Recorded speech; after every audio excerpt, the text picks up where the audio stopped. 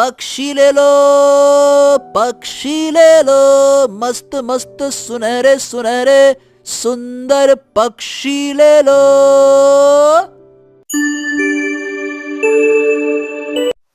तेज बारिश हो रही थी। हरी भीगते हुए इधर उधर भाग रहा था और बार बार पुकार रहा था। कोई है क्या? अरे कोई है? कोई तो मदद करो। किसी ने मेरी पत्नी को देखा है क्या? कल रात से वो गायब है। अरे किसी ने देखा है क्या? कोई तो मेरी मदद करो, कोई तो करो। मेरी पत्नी कहाँ चली गई, वो भी ऐसी बारिश में? अरे सुनो, कोई है? उसकी आवाज सुनकर दो गांव वाले आ जाते हैं। अरे ओ हरिया, लगता है कि तेरी पत्नी तुझको छोड़कर भाग गई है, फुर्र हो गई। आखिरकार कब तक तेरे साथ रहकर जिल्लत की जिंदगी जीती? हाँ, बिल्कुल सही कह रहे हो भाई। अरे इसके साथ रहेगा कौन? एक नंबर का फटीचर है, गरीब लोहार, ढंग से 2 वक्त की रोटी कमा नहीं पाता तो पत्नी क्या पालेगा? हैं? पक्का इसकी पत्नी किसी पैसे वाले के साथ में फुर्र हो गई है, भाग गई। नहीं नहीं नहीं नहीं नहीं, तुम लोग गलत कह रहे हो। ऐसा कभी हो ही नहीं सकता। मेरी पत्नी मुझे छोड़ के कभी नहीं जा सकती। वो बस यही कहीं खो गई है, मुझे अभी मिल नहीं रही है, मिल जाएगी। बड़ा आया, मिल जाएगी। तेरी पत्नी तुझे कभी नहीं मिलने वाली। वैसे भी तेरे जैसे खड़ूस और गरीब के साथ कौन रहना चाहेगा?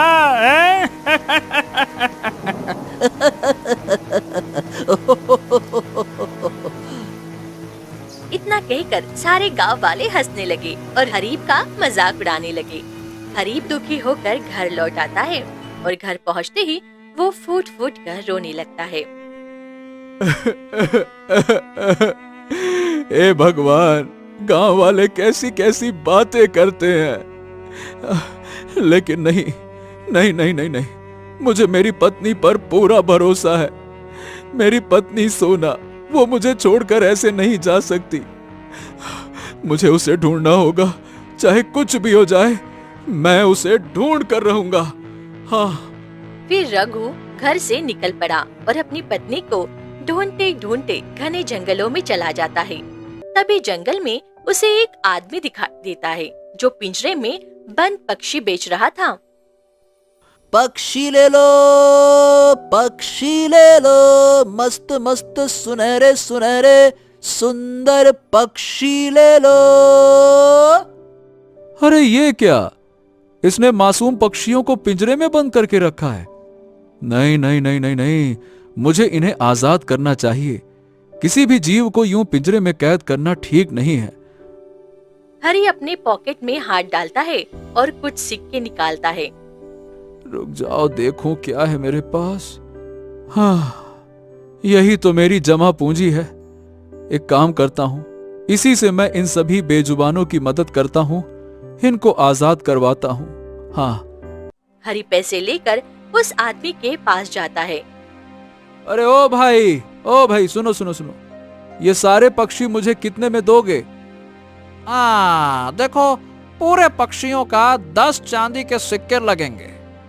हाँ तो ठीक है, मैं इन्हें अभी खरीदना चाहता हूँ। मेरे पास 10 चांदी के सिक्के हैं। एक काम करो, तुम ये लो और इन सभी पक्षियों को मुझे दे दो। लाओ। फिर आदमी वो पैसे लेकर सारे पक्षियों को हरी को दे देता है और वहाँ से चला जाता है। हरी पिंजरे को खोलते हुए कहता है,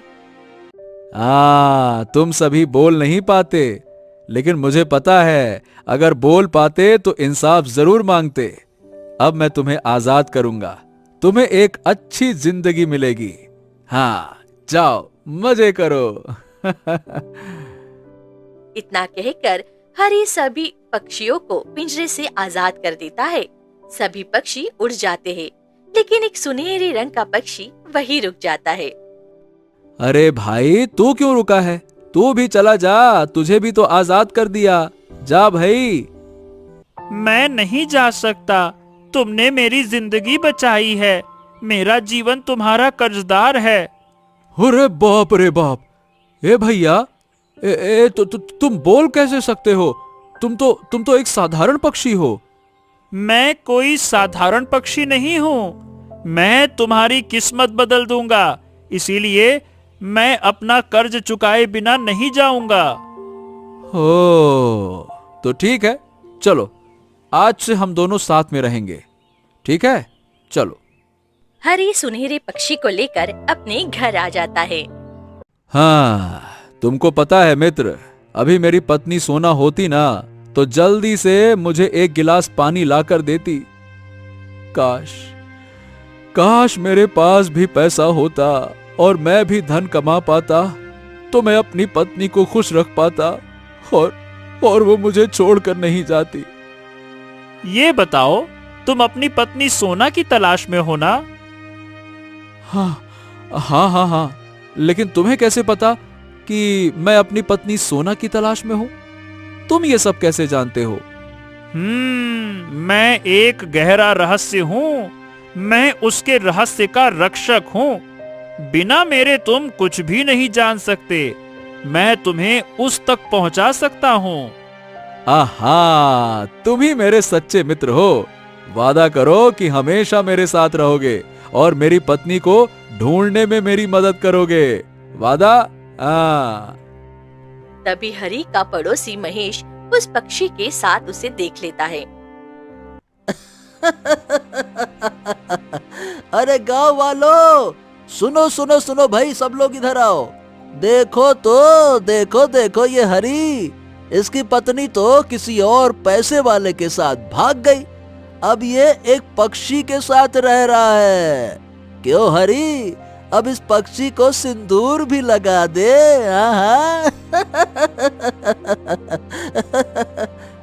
अरे क्या बात कर रहे हो? क्या सच में इसने एक पक्षी को अपनी पत्नी बना लिया है?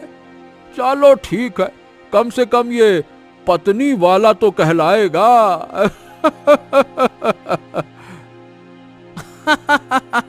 हाँ, और अच्छा है, कम से कम हमारे गांव में तो एक ऐसा व्यक्ति भी है जिससे हमें मनोरंजन मिलता रहेगा। क्यों? पति और पत्नी, इंसान और पक्षी। अब तुम एक काम करना, पक्षी के पीठिया में बैठ जाना, पक्षी तुमको आसमान की सैर करा देगी।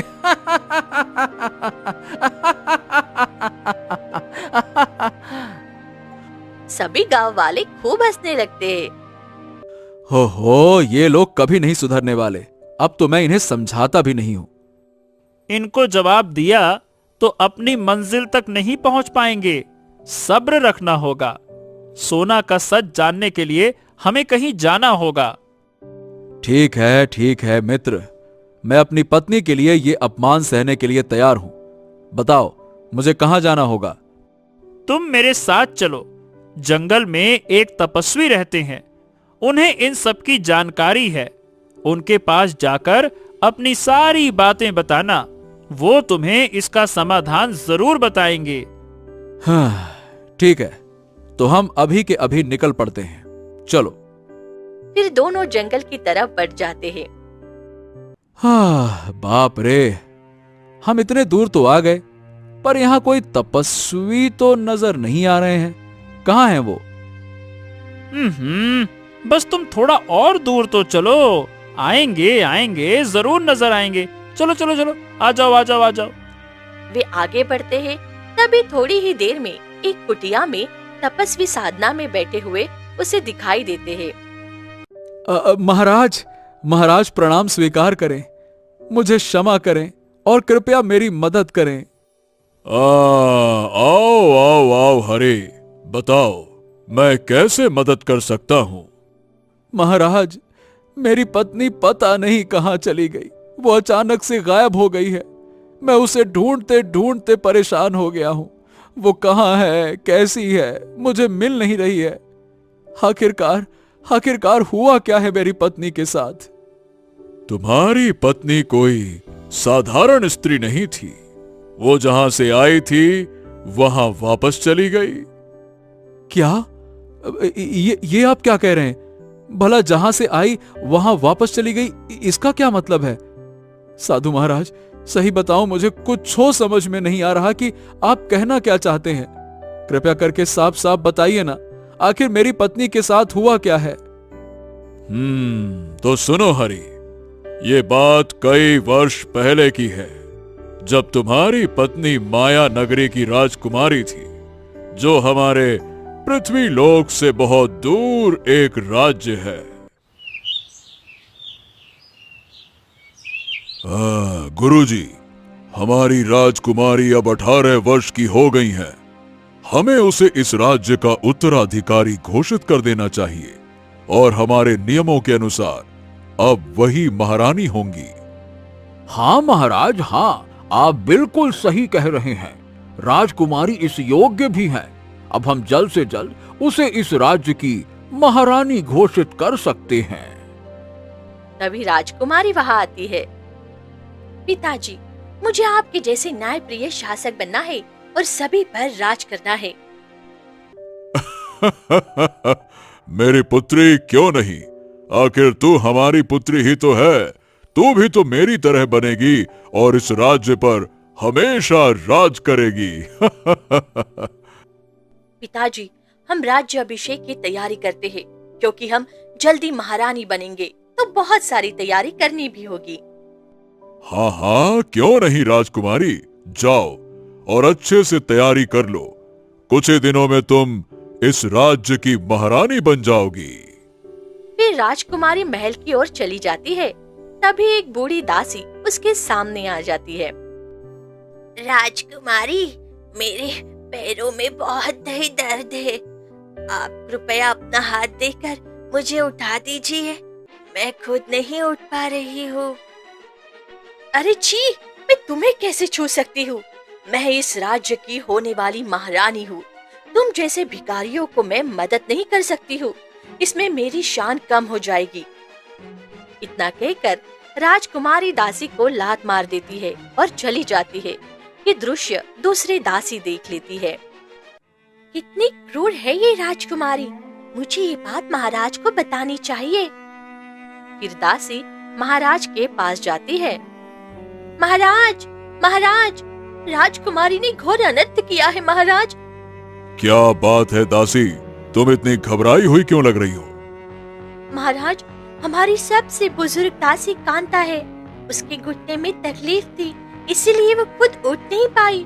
उसने राजकुमारी से हाथ मांगा ताकि वो उठ सके, लेकिन राजकुमारी ने उसे हाथ नहीं दिया और ऊपर से उसे 2 लात मार दी।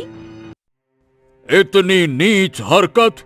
अरे ये तो हमारे कुल में घोर अनर्थ है, अनर्थ।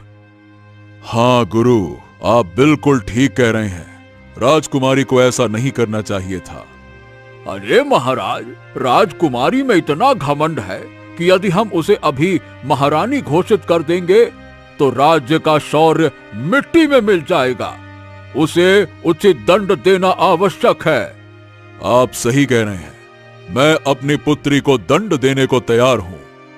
हमारे नियम के अनुसार जो कोई अपराध करता है उसे धरती लोक पर जाना पड़ता है और साधारण जीवन जीना पड़ता है।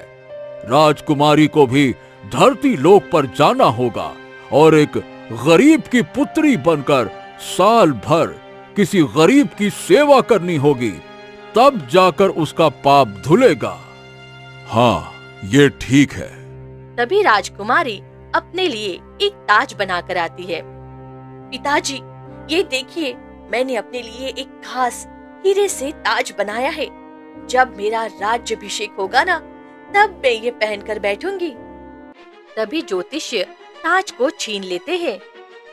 राजकुमारी, तुम इस ताज के योग्य नहीं हो।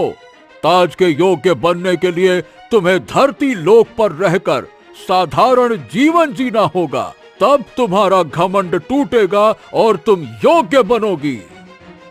ये आप लोग क्या कह रहे हैं? मैं इस राज्य की राजकुमारी हूँ। आपकी हिम्मत कैसे हुई मुझसे ऐसा कहने की?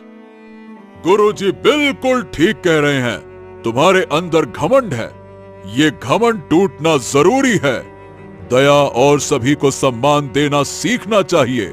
तुमने कांता दासी के साथ अपराध किया है, अपराध।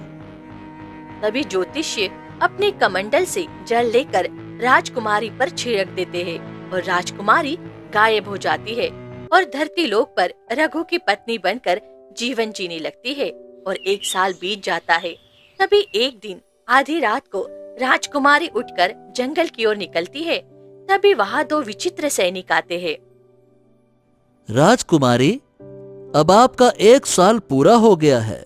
धरती लोक पर अब आप और नहीं रह सकती। नहीं, मैं अब नहीं जाऊंगी। मैं अपने पति से बहुत प्यार करने लगी हूँ और अब उन्हीं के साथ रहूंगी। नहीं नहीं नहीं नहीं, ऐसा नहीं हो सकता। आपको हमारे लोग जाना होगा। राजा का आदेश है। कुछ भी हो जाए, मैं नहीं जाऊंगी।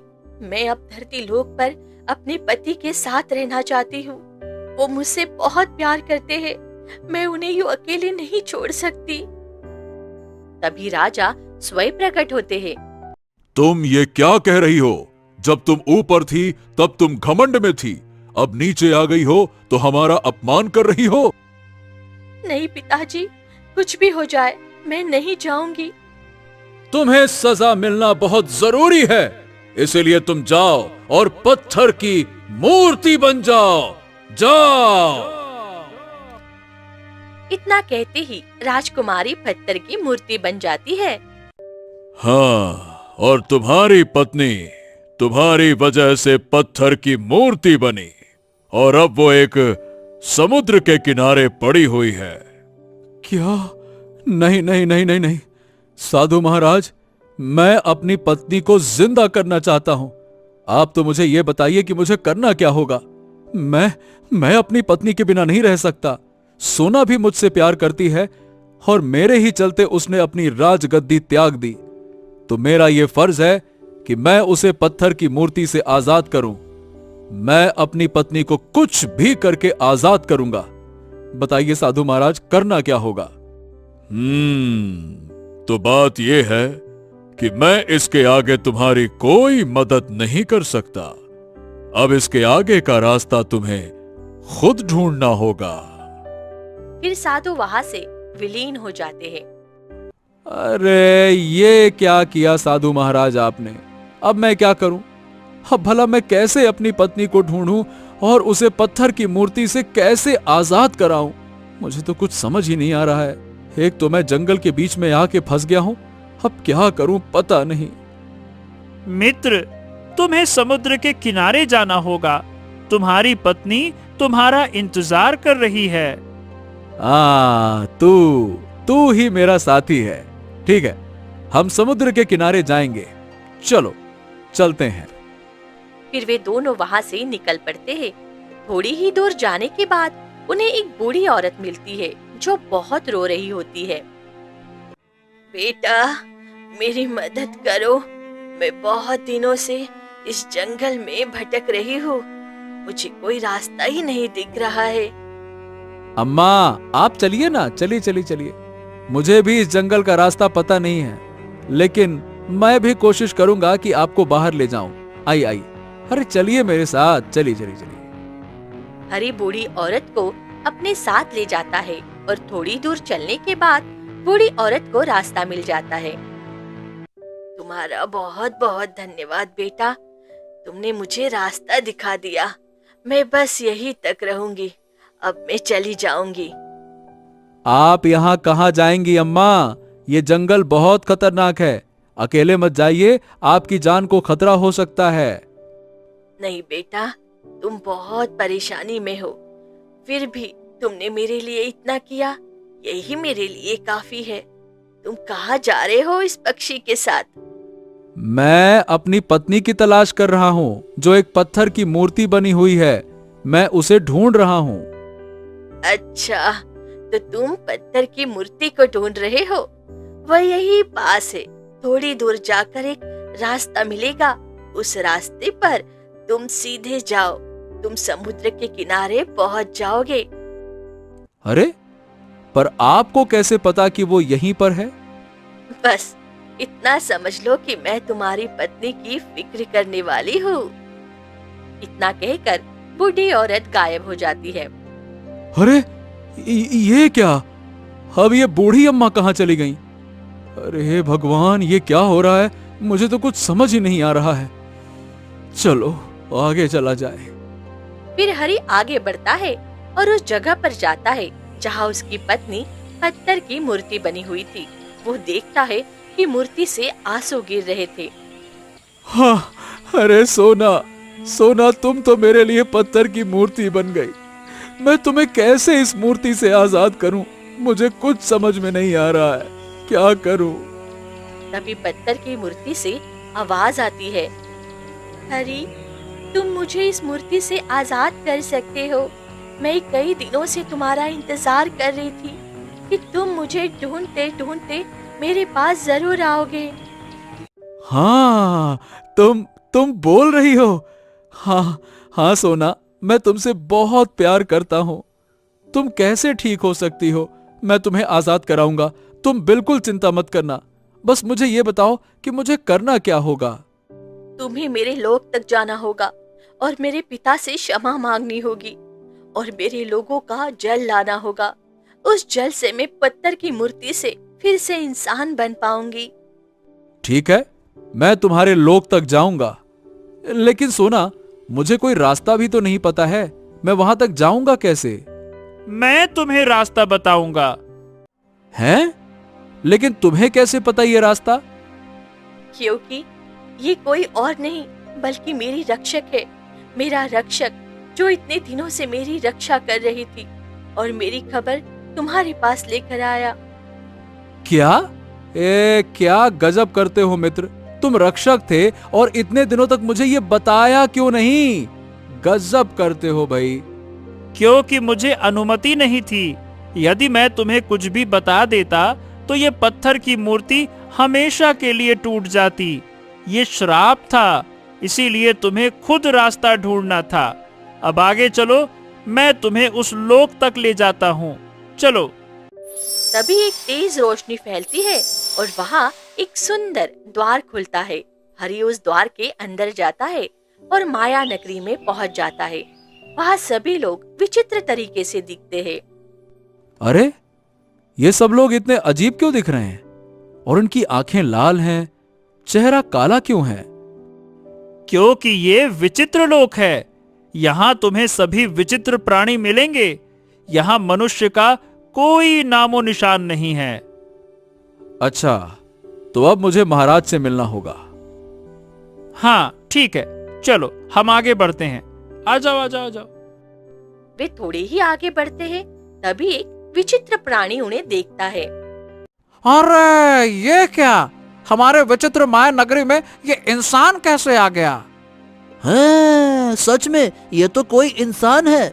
चलो इसे अपना गुलाम बना लेते हैं और अपने पास रखते हैं। चलो।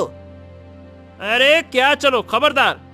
तुमने अगर इसे छुआ भी तो तुम्हारी खैर नहीं। ये महाराज से मिलने आया है, इसे कुछ जरूरी काम है।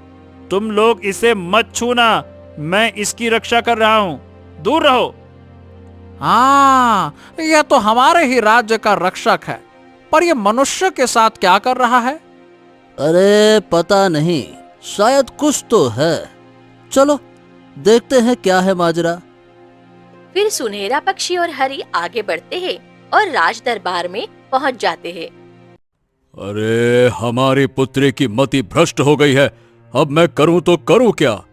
कैसे उसे अपने दरबार में वापस अपने लोगों के साथ लेकर आऊं?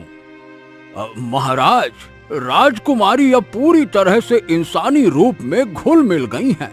इसी वजह से वो हमारे लोगों के पास नहीं आना चाहती, पर उसे हमारे लोगों के पास आना ही होगा महाराज।